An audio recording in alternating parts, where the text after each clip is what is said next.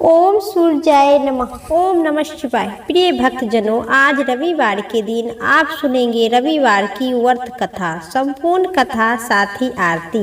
मंचित और श्रद्धा भाव से कहिए सूर्य देव भगवान की जय। प्राचीन काल में एक वृद्धा अम्मा रहा करती थी। वह नियम रूप से रविवार का व्रत करती थी। रविवार के दिन सूर्य उदय से पूर्व उठकर वृद्धा स्नान इत्यादि से निवृत्त होकर आंगन को गोबर से लीपकर स्वच्छ करती थी। वह दोपहर में भगवान सूर्य भगवान की पूजा करती थी तथा कथा सुनकर सूर्य भगवान को भोग लगाकर उसी दिन एक समय स्वयं को भोजन करती थी। इसी तरह से रविवार का व्रत किया करती थी।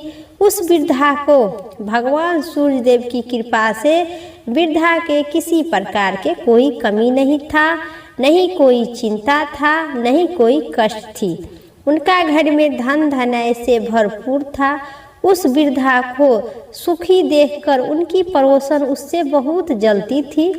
वृद्धा रोज पड़ोसन के आंगन में बांधी हुई गाय को गोबर लेकर लाती थी और अपना घर लिपती थी।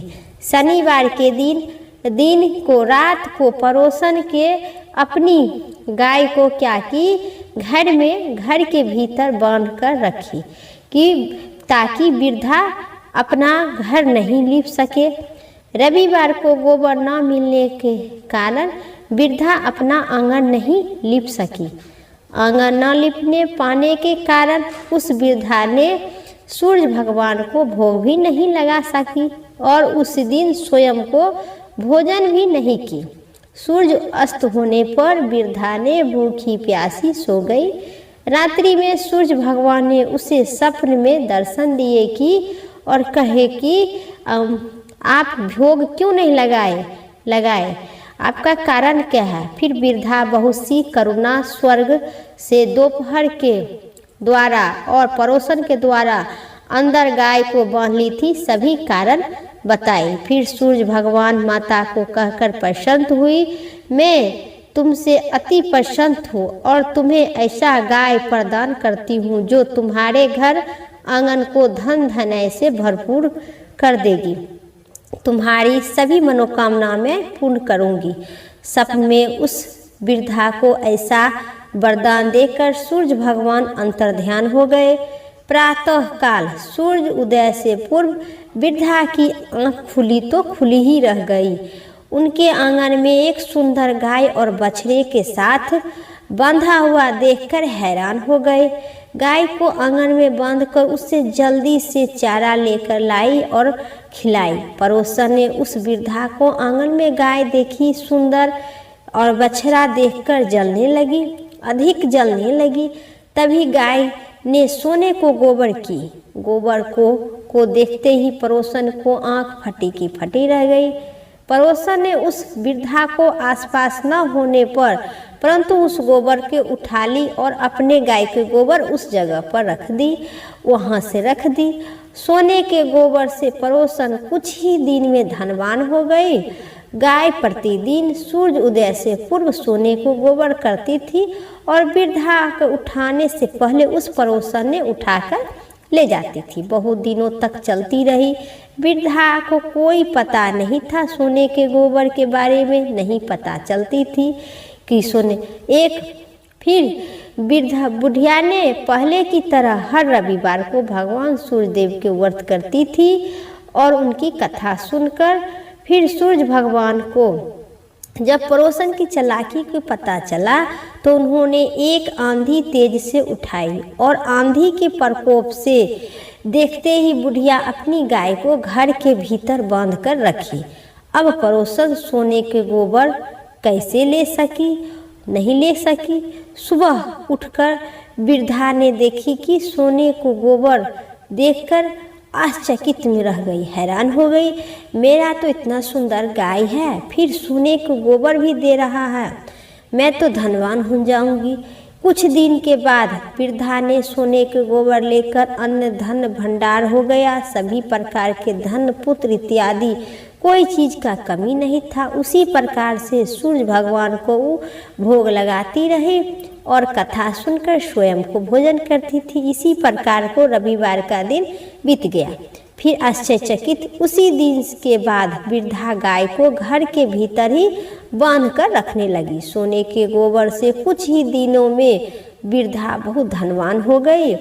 वृद्धा के धनी होने से पड़ोसन और बुरी तरह से जल बूझ कर राख हो गई। अब की बार उन्होंने अपनी पति को नगर के राजा के पास भेज दी और बुढ़िया के पास सोने को गोबर के बारे में बताने के लिए। गोबर के देने वाली गाय है। राजा ने अपने सैनिक को भेजकर बुढ़िया की गाय लाने को आदेश दिए।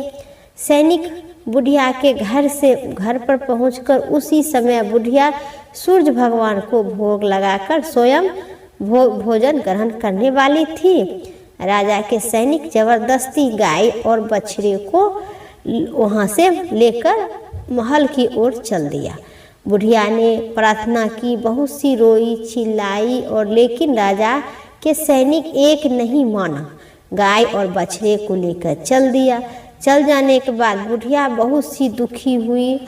उसी दिन उन्होंने कुछ न खाई न पीवी, भूखे प्यासे सारी रात सूर्य भगवान की प्रार्थना करते रहे और बछड़े गाय को लौटने की प्रार्थना करते रही। गाय को देखकर राजा बहुत ही आश्चर्यचकित हो गए। सुबह जब राजा ने सोने को गोबर देखा तो उनके आश्चर्यचकित की ठिकाना न रहा। इधर सूर्य उदय भगवान की भूखी प्यासी बुढ़िया इस तरह प्रार्थना करने लगी, पर भगवान बहुत सी दया दे आए।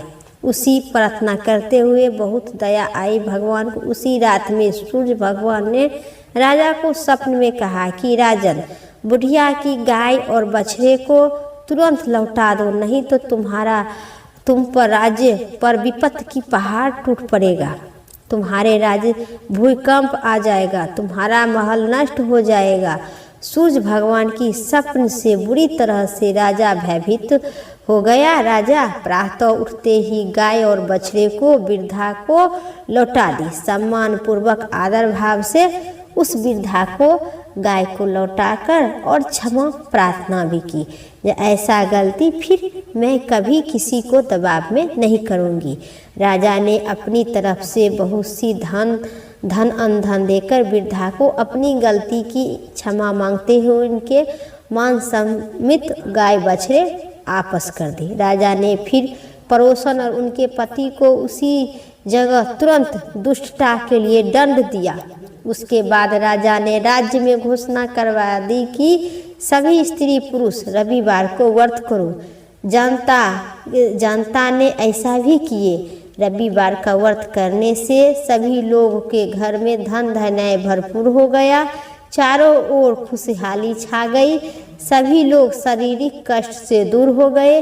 निसंतानी स्त्री की संतान से गोद भर गया। राज्य में सभी प्रकार के स्त्री पुरुष सुख जीवन यापन करने लगे। बोलिए सूर्य नारायण भगवान की जय, सूर्य भगवान की जय।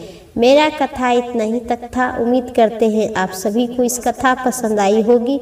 चैनल पर नए हैं तो पक्का लाइक करके सब्सक्राइब करें और कमेंट बॉक्स में सूर्य नारायण भगवान की जय जरूर लिखें।